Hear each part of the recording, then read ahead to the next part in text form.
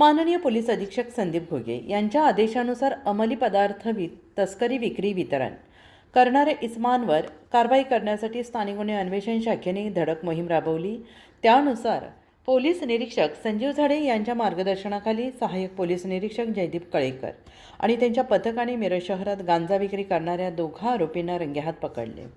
दिनांक 3 फेब्रुवारी 2026 रोजी स्थानिक गुन्हे अन्वेषण शाखेच्या पथकाला बातमीदारामार्फत माहिती मिळाली की हद्दपार आरोपी हुसेन बादशाह सय्यद आणि त्याचा मेहुणा सोहेल पठाण हे दोघे मोटारसायकलवरून म्हैसाळ रोडवरील उड्डाणपुलाजवळ गांजा विक्रीसाठी येणार आहेत।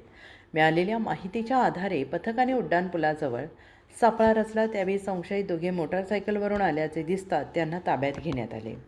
चौकशीत त्यांनी आपली नावे एक सोहेल ललूखान पठाण वय वर्ष 20, 2 सुहेन बादशाह सय्यद वय वर्ष 27 दोघेही राहणार कैकाडी गल्ली मिरज अशी सांगितली।